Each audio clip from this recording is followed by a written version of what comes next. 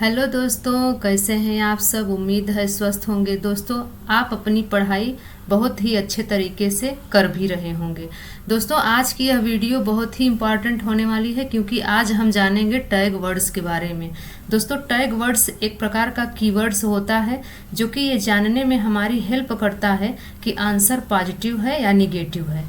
दोस्तों, यह एग्ज़ाम में 100% काम करती है, यह आप समझ के चलिए। तो दोस्तों, सीडीपी के अंतर्गत जीन पियाजे के संबंध में कौन कौन से टैग वर्ड आते हैं हम उनको देख लेते हैं। यहाँ पर अगर हम जीन पियाजे के बारे में जानेंगे थोड़ा सा, तो जीन पियाजे जो हैं इन्होंने संज्ञानात्मक विकास का सिद्धांत दिया है और ये कहाँ के रहने वाले हैं, तो ये स्विट्जरलैंड के रहने वाले हैं। और इन्होंने अपने ही बच्चों पर प्रयोग किया था कि बच्चों के दिमागी विकास का किस प्रकार से विकास होता है, बच्चों के दिमाग का किस प्रकार से विकास होता है। और दोस्तों, जीन पियाजे के अंतर्गत आने वाले टैग वर्ड्स को हम देखते हैं। तो यहाँ पर देखिए, आत्म केंद्रित है और अहम केंद्रित वार्ता। अगर हम आत्म केंद्रित की बात करें तो उसे हम इस प्रकार से समझ सकते हैं कि बच्चा केवल अपने ऊपर ध्यान देता है, उसे दुनिया से कोई मतलब नहीं रहता। जैसे कि बच्चे गेम में व्यस्त हैं और उनकी माँ चिल्ला रही है कि आकर खाना खा लो, लेकिन बच्चे अपने गेम में ही मस्त रहते हैं, अपनी माँ के बातों पर ध्यान नहीं देते। तो ये कहीं ना कहीं आत्म केंद्रित को दर्शाता है। तो जहाँ पर आत्म केंद्रित की बात हो, अहम केंद्रित वार्ता की बात हो, तो यह रिलेट करता है जीन पियाजे से। और क्या है, खोज करना, सक्रिय रहना, अन्वेषण करना, बच्चों को जिज्ञासु बनाना, ये सभी टैग वर्ड्स जीन पियाजे के अंतर्गत आते हैं। और जहाँ पर लिखा हो ज्ञान का निर्माण करना, वैज्ञानिक दृष्टिकोण, वस्तु स्थायित्व, भौतिक विश्व के साथ अनुभव, तो ये सभी जीन पियाजे के अंतर्गत टैग वर्ड्स आते हैं। आइए बढ़ते हैं आगे की तरफ। अब हम प्रश्नों के माध्यम से जान लेते हैं कि जो टैग वर्ड्स हैं उन्हें हम कैसे पकड़ सकते हैं। प्रश्न कह रहा है, निम्नलिखित में से कौन सा निहितार्थ पियाजे के संज्ञानात्मक विकास के सिद्धांत से नहीं निकाला जा सकता। दोस्तों, यहाँ पर नहीं है, ये आपको ध्यान में रखना है। तो यहाँ पर ए ऑप्शन कह रहा है बच्चों की अधिगमनात्मक तत्परता के प्रति संवेदनशील, बी कह रहा है वैयक्तिक भेदों की स्वीकृति, और सी कह रहा है खोजपूर्ण अधिगम, और डी कह रहा है शाब्दिक शिक्षण की आवश्यकता। तो दोस्तों, इन्होंने अपने परिभाषा में, जीन पियाजे ने ये कभी नहीं कहा कि आप शब्दों के माध्यम से सिखाएंगे या परिभाषा के माध्यम से सिखाएंगे। तो यहाँ पर आपका डी ऑप्शन ही बिल्कुल सही हो जाता है। आइए बढ़ते हैं आगे की तरफ। दूसरा प्रश्न कह रहा है, छिपी हुई वस्तुएं खोज निकालना इस बात का संकेत है कि शिशु निम्नलिखित में से किस संज्ञानात्मक कार्य में दक्षता प्राप्त करने लगा है। अब ऑप्शन को देखते हैं। तो ए ऑप्शन कह रहा है साभिप्राय व्यवहार, बी कह रहा है वस्तु स्थायित्व, सी कह रहा है समस्या समाधान, और डी कह रहा है प्रयोग करना। तो दोस्तों, संज्ञानात्मक कार्य में दक्षता प्राप्त करने वाला शिशु क्या करता है, छिपी हुई वस्तुओं को अगर खोज कर वो निकाल देता है तो उसमें वस्तु स्थायित्व की दक्षता वह प्राप्त करने लगा है। तो यहाँ पर आपका बी ऑप्शन बिल्कुल सही हो जाता है।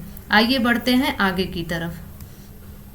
तीसरा प्रश्न कह रहा है, रिक्त स्थान के विचार से बच्चे सक्रिय ज्ञान के निर्माता तथा उन्हें नन्हे वैज्ञानिक कहा जाता है या नन्हे वैज्ञानिक हैं जो संसार के बारे में अपने सिद्धांतों की रचना करते हैं। तो दोस्तों, यह विचार किसका है कि बच्चे सक्रिय ज्ञान के निर्माता हैं तथा वो नन्हे वैज्ञानिक हैं। अगर हम ऑप्शन को देखें तो ए ऑप्शन कह रहा है स्किनर, बी कह रहा है पावलोव, सी कह रहा है युंग, और डी कह रहा है पियाजे। तो यहाँ पर सक्रिय ज्ञान के निर्माता, नन्हे वैज्ञानिक, इन शब्दों का प्रयोग जिसने किया है वह किए हैं पियाजे महोदय। यहाँ पर आपका डी ऑप्शन बिल्कुल सही हो जाएगा। आइए बढ़ते हैं आगे की तरफ। चौथा प्रश्न कह रहा है, पियाजे के अनुसार विकास को प्रभावित करने में निम्नलिखित कारकों में से किसकी भूमिका महत्वपूर्ण होती है। आपके ऑप्शन है भौतिक विश्व के साथ अनुभव, बी कह रहा है अनुकरण, सी कह रहा है पुनर्बलन, और डी कह रहा है भाषा। तो दोस्तों, अभी आपने टैग वर्ड्स में देखा होगा भौतिक विश्व के साथ अनुभव, तो इस प्रकार से आप टैग वर्ड्स को पकड़ सकते हैं। तो यहाँ पर ए ऑप्शन आपका बिल्कुल सही हो जाता है। आइए बढ़ते हैं आगे की तरफ। अब दोस्तों हम प्रगतिशील शिक्षा के बारे में जान लेते हैं, इसके क्या पॉजिटिव टैग वर्ड्स हैं। लेकिन उसको जानने से पहले थोड़ा सा एक्सप्लेन करना चाहूँगी। प्रगतिशील शिक्षा को लेकर कौन आया था, तो याद रखिए प्रगतिशील शिक्षा को लेकर आने वाले जॉन डीवी साहब थे और इन्होंने पूरे शिक्षा को ही बदल दिया था। अगर कहें तो शिक्षा का आधुनिकीकरण प्रगतिशील शिक्षा ने ही किया है। आज के जो सभी विद्यालय चल रहे हैं वो प्रगतिशील शिक्षा के ऊपर ही डिपेंड होकर चल रहे हैं। अब प्रगतिशील शिक्षा के अंतर्गत आने वाले हम टैग वर्ड्स को देखते हैं जो कि पॉजिटिव रहते हैं। तो यहाँ पर दोस्तों अगर कहीं पर आपको सहयोगात्मक पूर्ण अधिगम दिख जाए तो वह भी प्रगतिशील शिक्षा का पॉजिटिव वर्ड है। और अगर सक्रिय शिक्षण, लचीला पाठ्यक्रम, लचीली बैठक व्यवस्था, ये सभी चीज़ें दिखती हैं तो ये भी प्रगतिशील शिक्षा के अंतर्गत आने वाले टैग वर्ड्स हैं। वहीं पर दोस्तों अगर हम निगेटिव वर्ड्स की बात करें तो ड्रिल और अभ्यास पर जोर देना, यह निगेटिव वर्ड्स है क्योंकि अभ्यास पर जोर देना यह प्रगतिशील शिक्षा ने नहीं कहा है। आइए बढ़ते हैं आगे की तरफ। अब प्रश्नों के माध्यम से हम जान लेते हैं कि हम किस प्रकार टैग वर्ड्स को पकड़ते हैं। पहला प्रश्न कह रहा है एक प्रगतिशील शिक्षा की क्या विशेषता है। आपके ऑप्शन है ड्रिल और अभ्यास पर जोर देना, बी कह रहा है योग्यता आधारित अस्थायी अलगाव, सी कह रहा है सहयोगात्मक पूर्ण अधिगम और डी कह रहा है पुरस्कार और दंड का प्रयोग। तो दोस्तों अभी आपने टैग वर्ड्स को देखा होगा, आपको तुरंत याद आ गया होगा कि सहयोगात्मक पूर्ण अधिगम अपने टैग वर्ड्स में था। तो कहीं ना कहीं प्रगतिशील शिक्षा की विशेषता सहयोगात्मक पूर्ण अधिगम है। यहाँ पर आपका सी ऑप्शन बिल्कुल सही हो जाता है। आइए बढ़ते हैं आगे की तरफ। आइए दोस्तों अब जानते हैं जेंडर के अंतर्गत आने वाले टैग वर्ड्स को। तो यहाँ पर अगर हम देखें तो जेंडर पक्षपात अगर आपको दिखता है, इसका अर्थ होता है कि एक लिंग की अपेक्षा दूसरे लिंग को ज़्यादा महत्व देना। तो वहाँ पर जेंडर पक्षपात आपका सही हो जाएगा। और कहीं पर आपको लिंग विविधता दिखता है, लिंग में भेदभाव करना, चुनौती देना, जैसे कि अगर इसको समझें इस तरह से कि कोई महिला रिक्शा चला रही है, पहाड़ पर चढ़ रही है या वेट लिफ्टर बन रही है, तो वो कहीं ना कहीं जेंडर को चुनौती देती है। तो ये भी जेंडर के अंतर्गत टैग वर्ड्स आते हैं। और सतत व्यापक मूल्यांकन हो गया। तो अगर मूल्यांकन की बात करें तो बच्चों का समग्र मूल्यांकन करने के लिए अगर सतत व्यापक मूल्यांकन करेंगे तो वो सबसे अच्छा माना जाएगा। तो ये भी एक पॉजिटिव वर्ड्स हैं जेंडर के अंतर्गत। आइए बढ़ते हैं आगे की तरफ। अब हम दोस्तों प्रश्नों के माध्यम से देखेंगे कि टैग वर्ड्स हमको मिल रहे हैं या नहीं। प्रश्न कह रहा है खिलौने के रूप में गुड़िया मिलने पर सोनू की प्रतिक्रिया थी, मुझे यह खिलौना पसंद नहीं है क्योंकि लड़के गुड़िया से नहीं खेलते। यह किसका उदाहरण है। दोस्तों यहाँ पर सोनू की प्रतिक्रिया ये है कि उसको गुड़िया नहीं पसंद है, गुड़िया से लड़के नहीं खेलते। इसका अर्थ है कि गुड़िया से लड़कियां खेलती हैं। तो ये कहीं ना कहीं जेंडर रूढ़िवादिता को दर्शा रहा है। आपका यहाँ पर सी ऑप्शन बिल्कुल सही हो जाएगा। आइए बढ़ते हैं आगे की तरफ। अब दोस्तों हम सृजनात्मकता के अंतर्गत आने वाले टैग वर्ड्स को देख लेते हैं। सृजनात्मकता का अर्थ होता है एक ही समस्या के कई समाधान होना।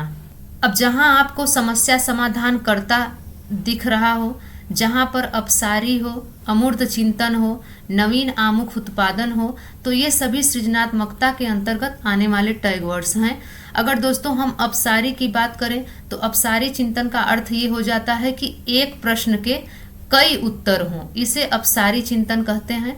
अमूर्त चिंतन की अगर हम बात करें तो अमूर्त चिंतन वैज्ञानिक करते हैं, जैसे कि जिसके बारे में न जानते हों या कल्पना करना, तो अमूर्त चिंतन इसे कहा जाता है।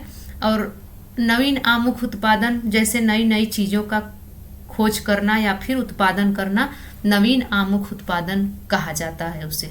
आइए बढ़ते हैं आगे की तरफ। अब प्रश्नों के माध्यम से हम जान लेते हैं कि किस प्रकार से हम टैग वर्ड्स को पकड़ते हैं। प्रश्न कह रहा है एक सृजनात्मक बालक में निम्न में से कौन से गुण मौजूद होंगे। आपके ऑप्शन है अपसारी चिंतन, अभिसारी चिंतन, अमूर्त चिंतन की योग्यता, नवीन आमुख उत्पादन की योग्यता। तो दोस्तों आपने अभी टैग वर्ड्स को देखा है और आपको याद आ गया होगा इसमें कि टैग वर्ड्स कहाँ कहाँ है। तो यहाँ पर अगर हम अपसारी चिंतन देखें तो यहाँ पर दोस्तों थोड़ा सा मिस्टेक हो गया है, यहाँ गुण मौजूद नहीं होंगे रहना चाहिए था, थोड़ा मिस्टेक हो गया है, माफ़ी चाहूँगी। तो यहाँ पर अगर आप देखेंगे तो अपसारी चिंतन भी सृजनात्मक बालक का गुण होता है और अमूर्त चिंतन की योग्यता भी होती है और नवीन आमुख का उत्पादन की योग्यता भी होती है। लेकिन अभिसारी चिंतन ये गलत आंसर है, तो यहाँ पर नहीं का आंसर आपको नहीं में ही देना है, तो इसलिए आपका बी ऑप्शन बिल्कुल सही हो जाता है। अभिसारी चिंतन की अगर हम बात करें तो जैसे एक प्रश्न है तो उसका केवल एक ही आंसर होगा, इसे कहते हैं अभिसारी चिंतन। और दोस्तों अभिसारी चिंतन बुद्धि से प्रभावित होता है, बुद्धि के आधार पर उत्तर देते हैं अभिसारी चिंतन में। अब जान लेते हैं दोस्तों कि वाइगोत्स्की साहब के अंतर्गत आने वाले टैग वर्ड्स कौन कौन से हैं। अगर वाइगोत्स्की की बात हो रही है तो उनके बारे में थोड़ा सा जान लेना जरूरी है। वाइगोत्स्की रूसी वैज्ञानिक हैं और इन्होंने सामाजिक सांस्कृतिक का सिद्धांत दिया है और वाइगोत्स्की ने सबसे ज़्यादा महत्व दिया है समाज, सामाजिक विकास, अंतःक्रिया, सहयोग। अगर ये सभी आपको कहीं पर दिख जाता है, समाज दिख जाता है, तो सबसे ज़्यादा इन्होंने समाज पर बल दिया है। तो ये सभी वाइगोत्स्की के अंतर्गत आने वाले टैग वर्ड्स हैं। स्कैफोल्डिंग हो गया, ढांचा हो गया, पाड़ हो गया, तो ये सभी वाइगोत्स्की के अंतर्गत आने वाले टैग वर्ड्स हैं। आइए बढ़ते हैं आगे की तरफ। अब दोस्तों हम थार्नडाइक महोदय के बारे में जान लेते हैं कि इन्होंने कौन सा सिद्धांत दिया। थार्नडाइक महोदय ने प्रयास और त्रुटि का सिद्धांत दिया। इन्होंने कहा कि बच्चे प्रयास करेंगे और भूल करेंगे तभी वो सीखेंगे। प्रयास करना और भूल करना स्वाभाविक होता है, तो गलतियां करके ही बच्चे सीखते हैं, ऐसा थार्नडाइक का मानना है। और वहीं पर दोस्तों अगर हम कोहल वर्ग की बात करें तो कोहल वर्ग के अंतर्गत आने वाले टैग वर्ड्स जैसे नैतिक तर्क, नैतिक दुविधा। अच्छा दोस्तों नैतिक दुविधा क्या होती है? जैसे आप कोई कार्य कर रहे हैं और वो आप करना चाहते हैं, कोई और दूसरा कार्य आपको मिल रहा है, तो आप उसी में फंस जाते हैं कि कौन सा कार्य हमें करना चाहिए, तो ये होता है नैतिक दुविधा। और नैतिक चर्चा हो गया, सहभागिता हो गई, सहजानुभूत विचार हो गया, समस्या समाधान करता हो गया, तो ये सभी कोहल वर्ग के अंतर्गत आते हैं। आइए बढ़ते हैं आगे की तरफ। अब दोस्तों हम विकास के बारे में जान लेते हैं कि विकास से आने वाले टैग वर्ड्स क्या होते हैं। तो विकास निरंतर चलने वाली प्रक्रिया है। विकास सामान्य से विशिष्ट की ओर, सिर से पैर की तरफ, निकट से दूर की तरफ, ये सभी टैग वर्ड्स विकास के अंतर्गत आते हैं। अब हम समावेशी शिक्षा के बारे में बात कर लें। समावेशी शिक्षा के अंतर्गत आने वाले टैग वर्ड्स कौन कौन है जान लेते हैं। जहाँ पर सक्रिय सहभागिता लिखा हो, जहाँ पर बाल केंद्रित आए, क्रियाशील आए, अगर बच्चों को अवसर मिल रहा है, अगर विविधता का सम्मान हो रहा है, तो वहाँ पर समावेशी शिक्षा होती है। ये सभी टैग वर्ड्स समावेशी शिक्षा के अंतर्गत आते हैं। आइए बढ़ते हैं आगे की तरफ। अब हम प्रश्नों के माध्यम से जान लेते हैं दोस्तों कि जो टैग वर्ड्स हमने पढ़ा है वो यहाँ पर आ रहे हैं कि नहीं। प्रश्न कह रहा है लेव वाइगोत्स्की के संज्ञानात्मक विकास का सिद्धांत पर आधारित है। आपके ऑप्शन है सामाजिक संरचना, व्यवहारवाद, मनोविश्लेषण, सार्वभौमिकता। तो दोस्तों लेव वाइगोत्स्की के संज्ञानात्मक विकास का सिद्धांत सामाजिक संरचना पर आधारित है। आपका 1 ऑप्शन बिल्कुल सही हो जाता है, ये सामाजिक संरचनावादी हैं। आइए बढ़ते हैं आगे की तरफ।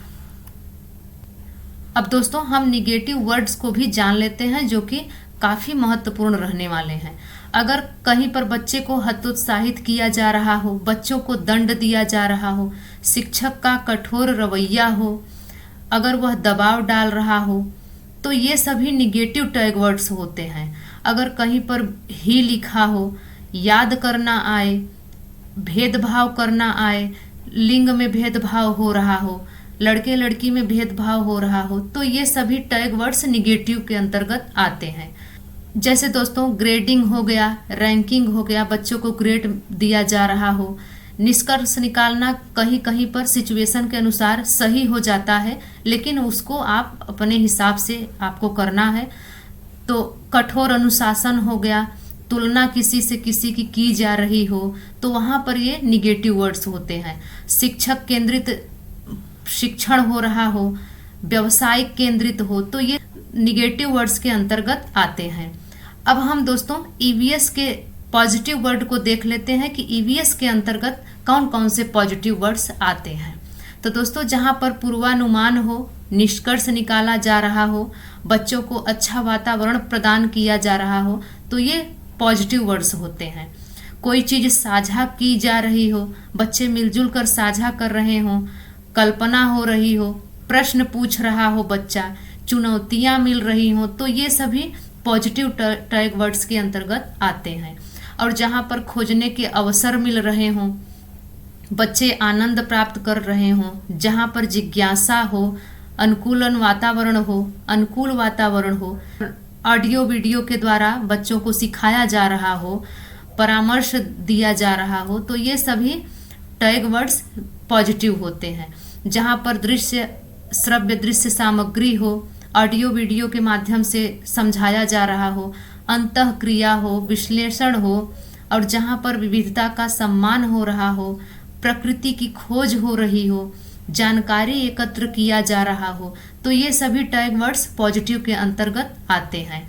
और क्या है वो भी हम जान लेते हैं। जैसे पढ़ाई को बाहर के जीवन से जोड़ा जा रहा हो, बच्चा सक्रिय होकर अनुभव कर रहा हो, सक्रिय होकर कार्य कर रहा हो, सक्रिय अधिगम अनुभव जहाँ पर हो, जिज्ञासा जहाँ पर उत्पन्न करना हो, बच्चे में जिज्ञासा बढ़ाई जा रही हो, और बच्चों के दृष्टिकोण का सम्मान किया जा रहा हो, और कहीं पर क्षेत्र भ्रमण या शैक्षिक भ्रमण पर बच्चों को ले जाया जा रहा हो और वहाँ पर वो सीख रहे हों। और क्या टैग वर्ड्स हैं, जहाँ पर पोर्टफोलियो पढ़ना हो गया, इंद्रियों का उपयोग बच्चा कर रहा है, खोज करके सीख रहा है, और जहाँ पर पाठ्य पुस्तकों से बाहर के ज्ञान को जोड़ा जा रहा है, अधिगम को बाहरी जीवन से जोड़ा जा रहा हो, और जहाँ पर समावेशी शिक्षा के द्वारा शिक्षण दिया जा रहा हो, सतत व्यापक मूल्यांकन हो, तो ये सभी अपने आप में बहुत ही पॉजिटिव वर्ड्स होते हैं। और क्या है वो भी हम जान लेते हैं। जैसे चित्र बना रहा हो बच्चा, फील्ड भ्रमण हो रहा हो बच्चों का, और श्यामपट्ट का उपयोग किया जा रहा हो, कई सब्जेक्ट को जैसे आप मिलाकर पढ़ा रहे हो, जोड़कर पढ़ा रहे हो, विषयगत ये हो गया, सक्रिय सहभागिता, यह सब आपके पॉजिटिव वर्ड होते हैं। जैसे सांस्कृतिक परिवेश में सामंजस्य बच्चा बना ले रहा है, निदानात्मक परीक्षा एवं उपचारात्मक शिक्षण कराया जा रहा हो, तो वहाँ पर पॉजिटिव वर्ड्स होते हैं। और प्रदर्शनी का आयोजन हो रहा हो, विविधता जहाँ पर हो, कहानी हो गया, घटनाएं हो गई, तो ये सभी दोस्तों पॉजिटिव वर्ड्स के अंतर्गत आते हैं। अब आइए जान लेते हैं ईवीएस के थ्रू निगेटिव टैग वर्ड्स क्या होते हैं। तो जैसे बच्चों को शब्दावली याद करना हो गया, उनको याद करवाया जा रहा है कि आप शब्दावली को याद करिए, व्याख्यान दिया जा रहा हो, भाषण दिया जा रहा हो, बच्चों को अनुशासन में रखने की बात कही जा रही हो, अभ्यास कार्य दिया जा रहा हो, दत्त कार्य हो गया, गृह कार्य हो गया, तो ये सभी निगेटिव वर्ड्स होते हैं। और दोस्तों ग्रेडिंग हो गया, रैंकिंग हो गया, ये सभी बच्चों के लिए एकदम से निगेटिव पॉइंट होते हैं। और कुछ पक्षों पर ध्यान देना, कुछ को आप ध्यान दे रहे हो, कुछ को नहीं दे रहे हो, याद करवा रहे हो, बच्चों से कम गलतियां हो ऐसा आप अपेक्षा कर रहे हो, तो ये सभी टैग वर्ड्स निगेटिव होते हैं। परिभाषा जहाँ पर दिया जा रहा हो, जहाँ पर शिक्षक खुद ही निर्णय ले रहा है, जहाँ पर परीक्षा का आयोजन हो रहा हो, तो ये सभी निगेटिव टैग वर्ड्स के अंतर्गत आते हैं। अब आइए दोस्तों हम हिंदी के टैग वर्ड्स क्या क्या होते हैं उसको भी जान लेते हैं।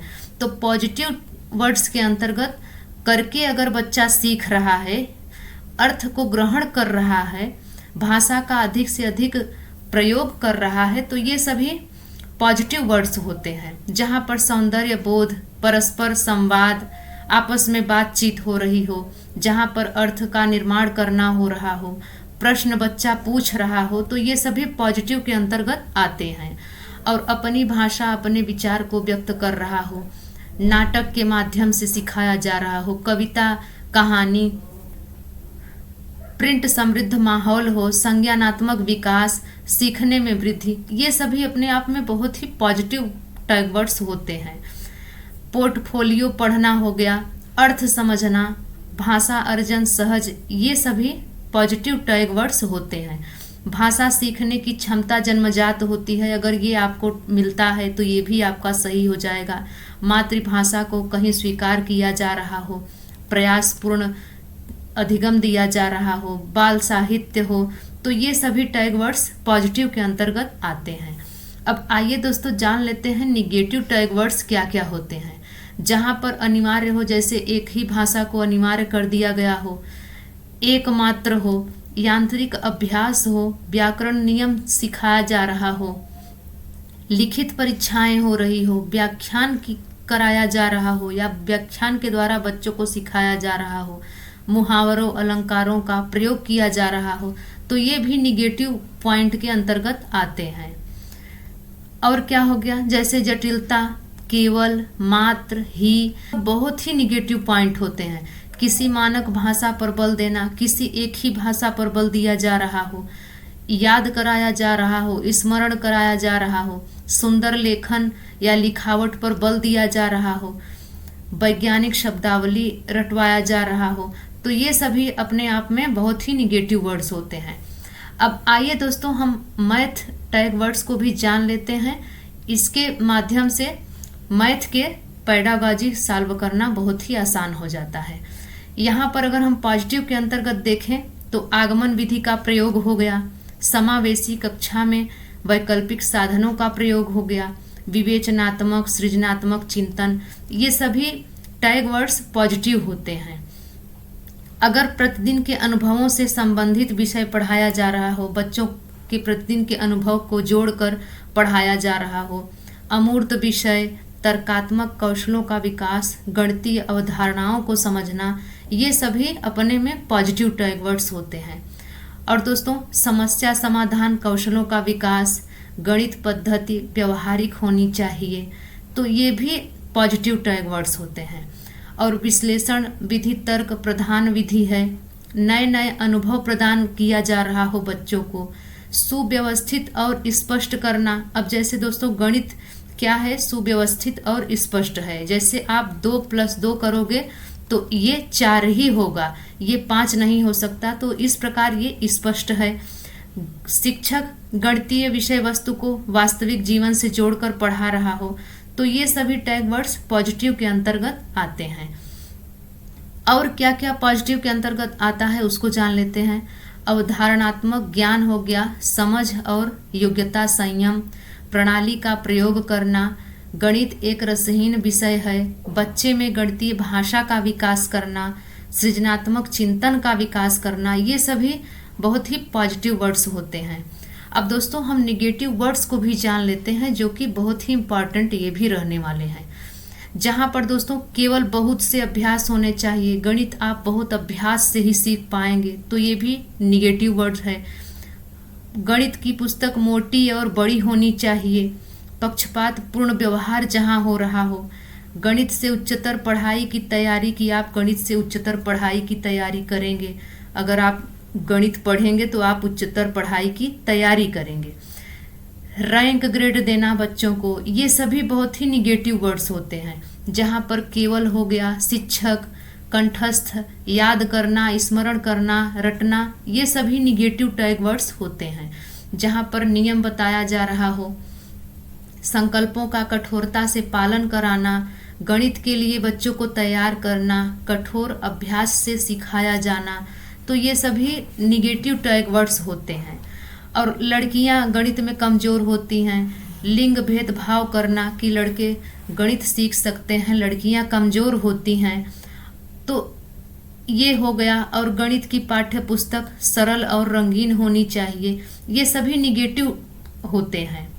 अब आइए दोस्तों हम जान लेते हैं नई शिक्षा नीति 2020 के अंतर्गत आने वाले टैग वर्ड्स के बारे में, जहां पर दोस्तों बहुभाषिकता हो गया, उच्च संज्ञानात्मक विकास, मातृभाषा, प्रयोगवाद, शिक्षा व्यवस्था में परिवर्तन, समस्या समाधान, ये सभी नई शिक्षा नीति के अंतर्गत आती है। नई शिक्षा नीति जब आई थी तो उन्होंने कहा कि हम बहुभाषिकता का समर्थन करते हैं। अगर यह पूछा जाए कि नई शिक्षा नीति किसका समर्थन कर रही है तो आपका आंसर होगा बहुभाषिकता का। और बच्चों के अंदर उच्च संज्ञानात्मक विकास करना चाहती है और दोस्तों बच्चों का दिमागी विकास करना चाहती है। अगर आपसे प्रश्न पूछा जाए कि नई शिक्षा के अंतर्गत बच्चों को किस भाषा में शिक्षा देना चाहिए तो आपका आंसर हो जाएगा मातृभाषा में।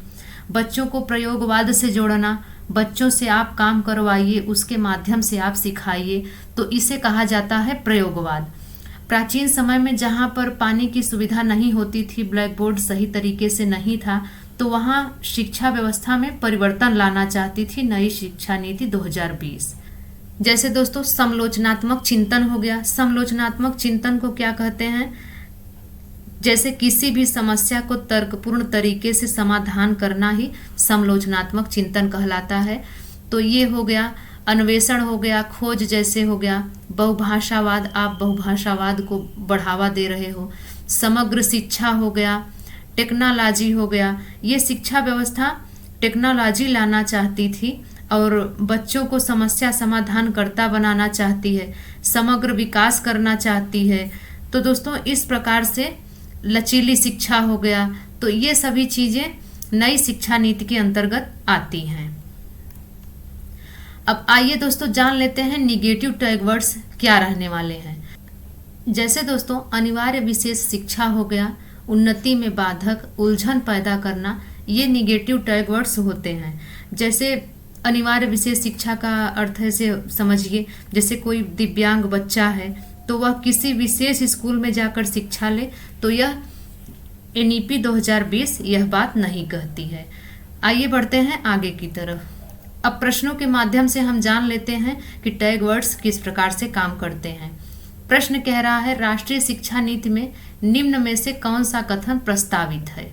आपके ऑप्शन है अपनी मातृभाषा में शिक्षित होना, बी कह रहा है विद्यालयों को बच्चों को अंग्रेजी भाषा की प्रथम भाषा के रूप में सीखने और बोलने के लिए प्रोत्साहित करना चाहिए, सी कह रहा है बाल विद्यार्थियों के लिए बहुभाषी होने के उच्च संज्ञानात्मक लाभ हैं, डी कह रहा है द्वितीय भाषा उपागम विद्यार्थियों में उलझन पैदा करता है और सीखने में बाधक है। तो दोस्तों कौन सा कथन प्रस्तावित है, राष्ट्रीय शिक्षा नीति ने कौन सा कथन बताया था, तो यहाँ पर अगर आप ऑप्शन के हिसाब से देखेंगे तो आपका सी ऑप्शन बिल्कुल सही हो जाएगा। बाल विद्यार्थियों के लिए बहुभाषी होने के उच्च संज्ञानात्मक लाभ हैं। आइए बढ़ते हैं आगे की तरफ। दूसरा प्रश्न कह रहा है राष्ट्रीय शिक्षा नीति 2020 के अनुसार शिक्षा को, ऑप्शन कह रहा है केवल पूर्व निर्धारित विषय वस्तु पर केंद्रित होना चाहिए, बी कह रहा है अधिगमकर्ताओं में समालोचनात्मक चिंतन का विकास करना चाहिए, सी कह रहा है समस्या समाधान पर केंद्रित होना चाहिए और डी कह रहा है अन्वेषण आधारित और खोज आधारित होना चाहिए। तो दोस्तों राष्ट्रीय शिक्षा नीति 2020 के अनुसार शिक्षा को कैसा होना चाहिए, तो अगर आप ऑप्शन को देखेंगे तो आपको पता चल गया होगा कि हमारा टैग वर्ड्स किस तरीके से काम करता है। आपने टैग वर्ड्स में देखा होगा समालोचनात्मक चिंतन था, समस्या समाधान था, अन्वेषण आधारित था। तो इस प्रकार से आपका तीनों बी सी डी सही हो जाता है। तो यहाँ पर अगर हम ऑप्शन को देखें तो आपका चौथा विकल्प सही है जिसमें बी सी डी ऑप्शन है। तो इस प्रकार से टैग वर्ड्स काम करते हैं। तो दोस्तों मुझे उम्मीद है कि यह अगर वीडियो आपने देख लिया होगा तो आपको बहुत ही मदद मिलने वाली है सीटेट एग्ज़ाम में, मुझे यह पूरी तरह से उम्मीद है। अगर दोस्तों आपको यह वीडियो अच्छी लगी हो तो प्लीज़ लाइक शेयर कर दें। तो मिलते हैं दोस्तों अगली वीडियो में, तब तक के लिए नमस्कार।